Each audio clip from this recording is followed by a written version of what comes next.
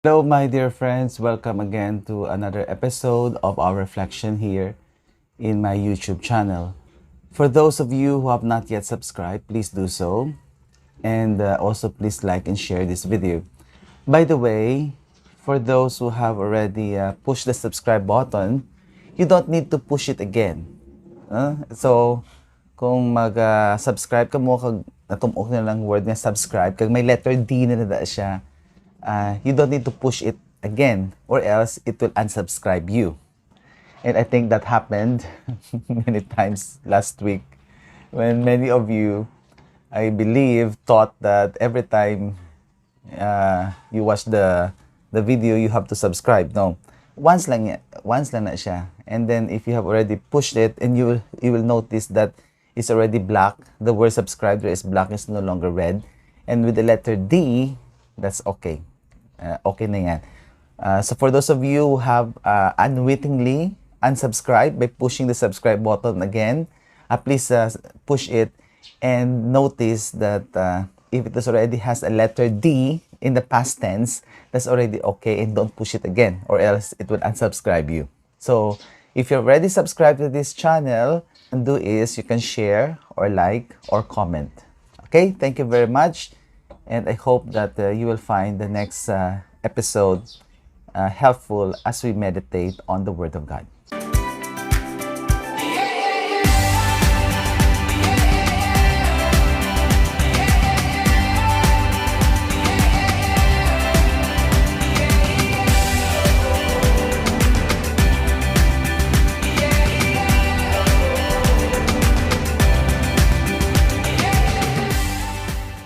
Hello, my dear friends. We will be meditating today about the Holy Thursday event. I will be focusing on the Gospel of John. And it will be good if you have your Bibles with you. But if you don't have, I think I will just read some of the parts of the narrative of the Passion narratives according to John, but not the entire thing because it is a little bit long. Now, I will just focus on the washing of the feet, and not the entire pericope, but just some parts where are important. So this is from the book, from the Gospel of John, chapter 13, which is already the book of glory, as I already mentioned, in the division of the Gospel. So before the Passover, Jesus knew that this hour has come to pass from this world to the Father. He loved his own in the world, and he loved them to the end. So I think that's a very important verse which we have to remember. So before the feast of the Passover, Jesus knew that his hour has come to pass from this world to the Father. Here, the word is the word telos, to the end. Jesus loved his own to the end. Now we will look into the question, what is that end? Okay. Now, remember in the words that his own. Jesus loved his own to the end. That's John chapter 1 verse 11. He came to what was his own, but his own people did not accept him. Of course, so you imagine now, the very reason why Jesus came to this world is to save. But when he came to his own, well, basically the Jewish people, they did not accept him. And here in the Last Supper, in the narratives about the Last Supper, Jesus now love his own until the end. Okay, so these are now the followers of Jesus, and Jesus loved him. Jesus loved these people who are his own up until the end. So my dear friend, the key to the understanding of this is that telos, the end, and loved. Jesus loved his own up until the end. So how do we make sense of this? How do we make sense of this? So when the Last Supper has arrived, the goal of the ministry of Jesus is very clear: to love his own people, to love them up until the end.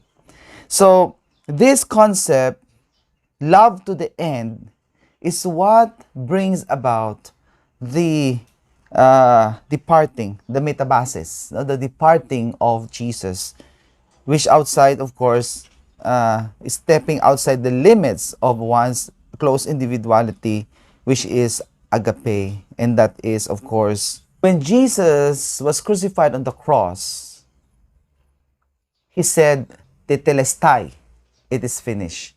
What was finished? What was finished was the act of loving, the agape, that Jesus came to this world to love his own up until the end. So when Jesus on the cross said, it is finished, we can read this in a manner that says that his mission of loving has already been brought to its fulfillment, titilistai. If I may summarize it, the first point of this talk is that the act of Jesus washing the feet of the disciples shows that it is now the time, the hour has come. And what is this hour? The hour by which he fulfilled the very reason why he came. Sure, they will be saved by the love of God, by the love of Jesus. And it is this very purpose that Jesus came, to love his own, agape. And then on the cross, Jesus said, tetelestai, which means it is finished. So what? Not finished in the sense nga tapos na it already stopped, but rather it has now come to its telos, its fulfillment. It has now come to its conclusion. Conclusion in the sense nga it's the fulfillment, the completion of this act of why Jesus came into the world. Okay, so how do we relate that with the washing of the feet? Well, most often, the washing of the feet is interpreted in its second interpretation, which is on servant leadership. Most often, you will hear in homilies, and I believe you will, again, hear those kind of homilies, wherein the interpretation of the washing of the feet and honor context of the society of Jesus at the time, wherein the one who washes the feet is actually the servant or the slaves, or maybe the servants. And of course, the master doesn't do that. In here, Jesus reversed the role. He became he took on the form or the role of a slave, and this is also related to the Philippians, in the kenosis of Jesus, and washed the feet of the people who are present during the time during the Last Supper. So it's the reversal of role. The master becomes servant, and the servants become, in a sense, took on the role of masters. It's interpreted as the servant leadership, the example of the servant leadership of Jesus, which is, of course, correct and actually makes sense if we add another nuance to the interpretation. So what is the nuance that we will have to add into the interpretation of this, shall we say, this interpretation of servant leadership? Okay, let us proceed to John chapter 13, verse 6. So John chapter 13, verse 6 and following. He came to Simon Peter, who said to him, Master, are you going to wash my feet? Jesus answered and said to him, what I am doing you do not understand now, but you will understand later. Peter said to him, you will never wash my feet. Jesus answered, unless I wash you, you will have no inheritance with me. Okay, so what comes to mind immediately is, what is it about? Is it about servant leadership? But I believe the servant leadership interpretation comes later. If I, in verse 14, if I therefore, the master and teacher, have washed your feet, you ought to wash one another's feet. So, it came later na. So that is just, as I said, is the second interpretation, the second commentary. But the first commentary that was made by Jesus here is, unless I wash your feet, you will have no inheritance with me. So it's all about inheritance. It's not about leadership immediately or servanthood or servant leadership. It is about inheritance. And what is it that we inherit from the Lord? You see? Of course, the answer is obvious. It is the salvation that He brought about by His death. Therefore, we have to have two levels of interpretation in terms of the washing of the feet.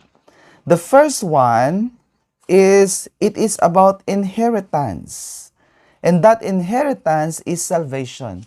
So, Jesus is telling Peter, I will wash your feet, because if you do not allow me to wash your feet, you will have no inheritance in the salvation that I will bring about. In this exchange of the dialogue between Peter and Jesus, the dialogue here is Peter wanted to, Jesus was teaching Peter that you have to accept salvation in God's own terms. How God wanted salvation to happen. That I, the master, will wash your feet. And this, of course, is just the beginning of the real suffering that will happen, and that is crucifixion. So this is how is it to be done. Peter, on the other hand, was trying to tell Jesus, no, I do not accept the terms of God. No? So actually, what Peter was telling is, he is refusing to accept God's terms or God's way of doing things. Usually, you hear that in Peter. You can always see that in the character of Peter. He would always have something else to say. No? For example, later in the story about the garden, he will also draw his sword and chop off the ear of the servant of the high priest, or one of the chief priests or the high priest. So Peter would want salvation to happen. Peter would always say, "No, Lord, no." So during the time when Jesus said that he will be, during the profession of Peter's faith, when he said, "You are the Messiah," and then Jesus said, "Okay, it's from the Father who gave you that wisdom." And then Jesus said about the impending death that he will have. He prophesied that he will die on the cross. And then Peter said, "No, I will not allow it, Lord." And you see, so here you can have a sense of the character of Peter, that Peter wants things to happen according to his own terms. And this is another example. Jesus was telling, this is how God wanted salvation to happen. That I become humble. That I become in the form of the servant. That's in the Philippians, in the kenosis. Even though he was God, he did not deem equality something to be grasped at. Rather, he emptied himself and became in the form of a slave. And being obedient to the Father, even until to the cross. So that's the meaning of this act of Jesus. But Peter said, "No, I won't accept this. I won't allow you to do that." Pero sinabi ni Jesus, "Well, if you won't allow me to wash your feet, you will have no share in the salvation that I will bring about." So if that's the case, okay. If that's the case, wash also my hands and my head. And again, it's another way of saying, okay, do it in my terms. But Jesus just wanted to wash the feet, not the entire body. So again, in this two dialogue between Peter and Jesus, Peter insisted on accepting salvation on his own terms, not on the terms of Jesus. But of course, later on, Peter conceded to the Lord, and he just allowed Jesus to wash his feet. Okay? So, salvation, that's the first thing. That's the first meaning of the washing of the feet.